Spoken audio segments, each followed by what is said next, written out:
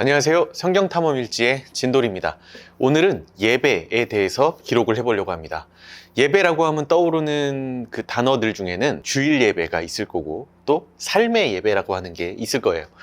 이것들을 어떻게 이해하고 살아가는 게 우리 크리스천들의 삶을 더 아름답게 할까?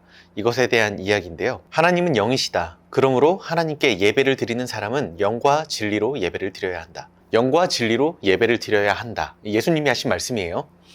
영과 진리가 무엇인지를 알아야 그래야 우리가 예배를 드릴 수 있다. 이런 말이 되지 않을까 싶은데, 내가 아버지께로부터 너희에게 보낼 보혜사 곧 아버지께로부터 오시는 진리의 영이 오시면 그 영이 나를 위하여 증언하실 것이다. 보혜사, 성령.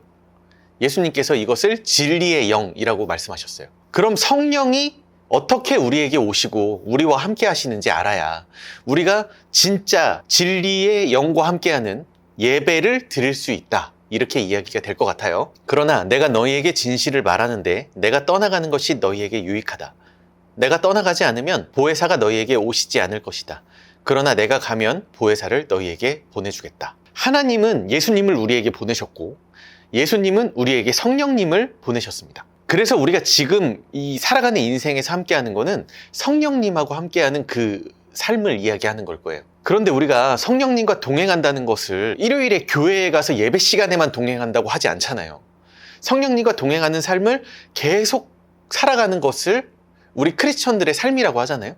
그럼 우리의 삶은 곧 예배가 돼야 된다는 이야기가 될 거예요. 그런데 이 성령과 동행한다, 이것이 되기 위해서 가장 우선돼야 되는 것은 예수님께서 말씀하신 거듭난다, 다시 태어나야 한다고 말씀하신 그 사건일 거예요. 예수께서 대답하셨다. 내가 진정으로 너에게 말한다.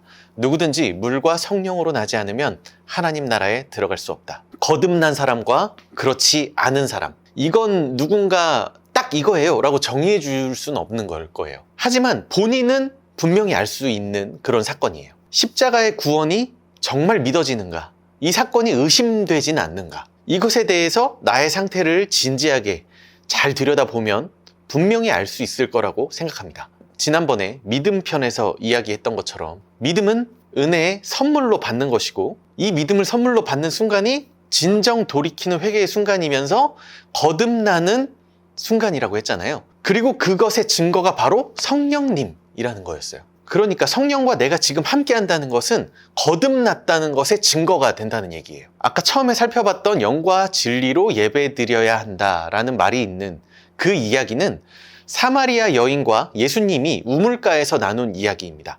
여자가 말하였다. 선생님, 내가 보니 선생님은 예언자이십니다. 우리의 조상은 이 산에서 예배를 드렸는데 선생님네 사람들은 예배드려야 할 곳이 예루살렘에 있다고 합니다. 예수께서 말씀하셨다. 여자여, 내 말을 믿어라. 너희가 아버지께 이 산에서 예배를 드려야 한다거나 예루살렘에서 예배를 드려야 한다거나 하지 않을 때가 올 것이다. 너희는 너희가 알지 못하는 것을 예배하고 우리는 우리가 아는 분을 예배한다. 구원은 유대 사람에게서 나기 때문이다. 참되게 예배를 드리는 사람들이 영과 진리로 아버지께 예배를 드릴 때가 온다. 지금이 바로 그때이다. 아버지께서는 이렇게 예배를 드리는 사람들을 찾으신다. 하나님은 영이시다. 그러므로 하나님께 예배를 드리는 사람은 영과 진리로 예배를 드려야 한다. 이 이야기에서 사마리아 여인이 했던 말, 그 말이 어쩌면 지금 현재와 비슷하지 않을까 이런 생각을 해봤는데, 우리 조상은 이 산에서, 유대인들은 예루살렘에 있는 성전에서 예배를 드려야 한다 라고 말을 합니다. 이걸 지금에 비유하자면 기독교인들은 교회에서 예배를 드려야 한다고 하고 카톨릭은 성당에서 예배를 드려야 한다고 합니다. 그런데 예수님은 말씀하시죠. 참되게 예배 드리는 사람은 영과 진리로 예배를 드릴 때가 온다. 그리고 지금이 그때이다. 이렇게 말씀하셨어요. 그래서 우리가 신앙생활을 하는 동안 이런 이야기들을 듣잖아요. 삶의 예배, 이 단어를 많이 듣는데 우리가 살아가는 것이 곧 예배가 돼야 된다, 이 말을 하는 거예요. 그런데 분명한 건 우리 크리스찬들은 주일에 교회에 가서 예배에 참석을 합니다. 이건 굉장히 아름다운 일이에요. 그리고 그 이유는 분명해요. 주님을 기억하기 위해서. 매일매일 성경을 보고 기도를 하며 크리스천들의 삶을 살아가지만 주일에는 조금 더 특별하게 크리스천들이 한자리에 모여서 성도의 교제라는 것도 하고 우리가 함께 예배도 드리고 삶을 나누고 서로 위로하고 사랑하고 격려하고 그리고 주위에 어려운 이웃을 또 돕고 이런 일들을 하기 위해 주일에 모여서 예배라는 것을 드립니다. 그렇기 때문에 이 공동체는 아름다운 거예요. 그리고 이 공동체에는 아까 설명드렸지만 아직 거듭나지 않은 사람들도 함께합니다. 그렇기 때문에 이 사람들을 돕고 같이 성경을 보고 더 하나님을 알아가기 위해 노력하고 믿음의 선물을 가진 사람들이 아직 그 선물을 받지 못한 사람들을 섬기면서 돕는 일을 하기 위해서 이 공동체는 아름답게 유지가 되어야 하는 게 맞아요. 모여야 되고 모이기 위해 힘써야 되고 그렇기 때문에 이 모임에 하나님의 은혜가 풍성하다고 우리가 이야기를 하는 겁니다. 그런데 이 아름다운 이 공동체 그리고 주일 예배라는 것에 종교적인 프레임을 딱 씌워버리면 어떻게 되냐면 주일 예배에 안 나오면 실패한 예배자로 정죄하게 되고요. 마땅히 바쳐야 할 제물을 제단에 바치지 않으면 징계라는 게 따라온다고 말을 하고요. 맹목적으로 그냥 종교라는 것에 충성을 하게 되는 사람들이 생기고 또는 무언가를 갖다 바쳐서 내가 바친 것 이상의 복을 얻어내기 위한 기복적인 마음을 가지기도 해요. 그리고 그 안에서 계급을 나누고 종교적 훌륭함이라는 면류관을 만들어서 서로 인간들끼리 서로 씌워주고 인간의 영광을 서로 주고받는 그런 모습들이 나타납니다. 그리고는 이야기를 하죠. 성공하고 충성스러운 종교 생활을 통해서 하나님께 영광을 올려드리라고 이야기를 하는 거예요. 이걸 성경에서는 어떻게 이야기하냐면 나는 사람에게서 영광을 받지 않는다. 너희에게 하나님을 사랑하는 마음이 없는 것도 나는 알고 있다. 내가 내 아버지의 이름으로 왔는데 너희는 나를 영접하지 않는다. 그러나 다른 이가 자기 이름으로 오면 너희는 그를 영접할 것이다. 너희는 서로 영광을 주고받으면서 오직 한 분이신 하나님께서 주시는 영광은 구하지 않으니 어떻게 믿을 수 있겠느냐? 예수님께서 하신 말씀이에요. 사람이 서로의 영광은 취하면서 하나님께로부터 오는 영광은 구하지 않고 있다는 거예요. 정말 안타까운 이야기죠.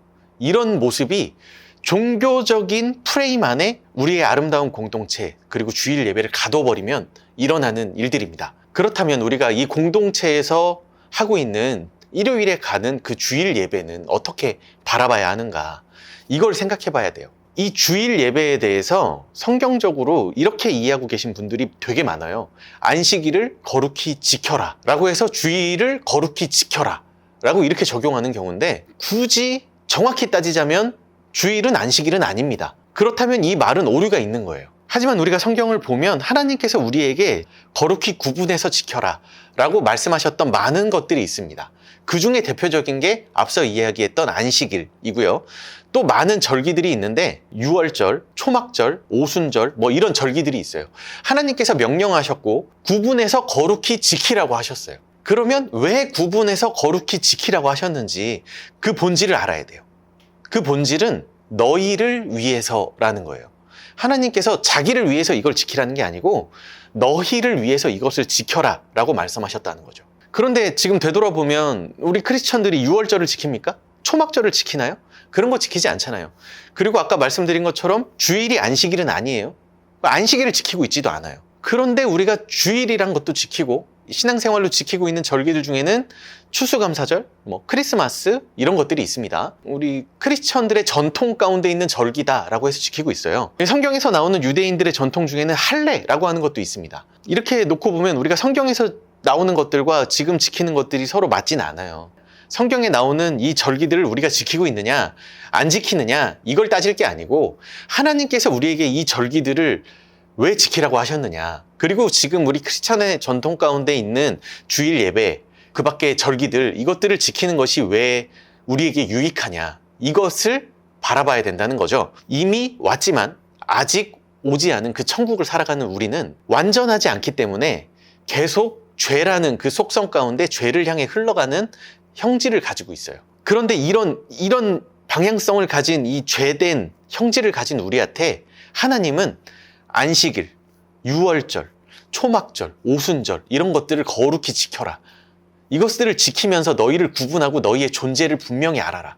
그게 너희에게 유익하다. 이렇게 말씀하시는 거고, 지금 우리 크리스천들의 전통 가운데는 주일 예배를 통해서 너희들을 구분해서 너희 존재를 거룩히 지키는 것을 알아가라 라는 거예요. 예수님께서 오셔서 안식일에 하셨던 많은 사건들이 있어요. 이 거룩히 지키라고 하는 안식일에 많은 병자를 고치시면서 바리새인, 율법학자들한테 많은 비난을 받으셨어요. 예수님이 그렇다면 절기를 안 지킨 거잖아요. 이들이 볼 때는. 하지만 예수님께서는 말씀하셨죠. 나는 율법을 폐하러 온 게 아니라 완성하러 왔다.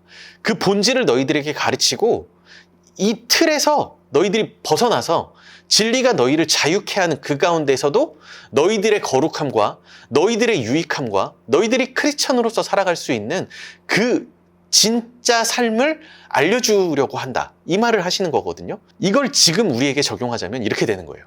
주일 예배 그리고 교회라는 공동체를 이런 율법적인 틀 안에, 종교적인 틀 안에 가둬버리면 그 시대 예수님께서 말씀하시던 안식일을 거룩히 지켜야 한다는 틀 안에 갇혀서 그 본질은 모르고 행위만 완벽하게 지키려고 노력하던 바리새인들과 다를 게 하나 없다는 거예요. 완전하지 않기 때문에 죄를 향해 끊임없이 흘러가는 우리의 삶을 제자의 삶의 방향으로 끌어주시기 위해서 우리에게 안전장치라는 것들을 주셨다는 거죠.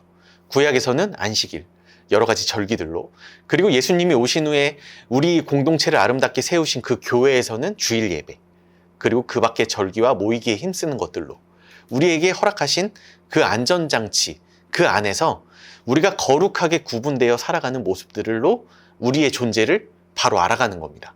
하지만 이 거룩하게 구분된다는 게 우리 자신이 크리스천의 삶을 살아가기 위한 우리의 유익을 위한 도구지 세상과 우리를 구분해서 따로 떨어뜨리라는 말은 절대 아니라는 겁니다. 왜냐하면 우리 크리스천들은 그 세상 안에서 하나의 빛으로, 하나의 소금으로 각자 살아가고 있기 때문이에요. 영과 진리로 드리는 예배, 예수님께서 계속 말씀하셨던, 그리고 성경을 통해 수많은 크리스천들이 살아왔던 그 삶의 예배들, 성령을 따라 동행하는 그 삶으로 성령 충만으로 가는 우리의 그 인생의 모든 순간이 그것이 예배라고, 그리고 그 인생을 살아가는 중간중간에 있는 주일 예배, 우리 공동체에서 모이기에 힘쓰는 그 많은 절기와 모임들, 이것들이 우리를 유익하게 하는 안전장치들이라고, 아주 좋은 안전장치를 통해서 크리스천인 우리들의 삶을 더 아름답게 만들어갈 수 있다고 성경을 보면서 생각해 봤습니다. 오늘의 기록은 여기까지입니다.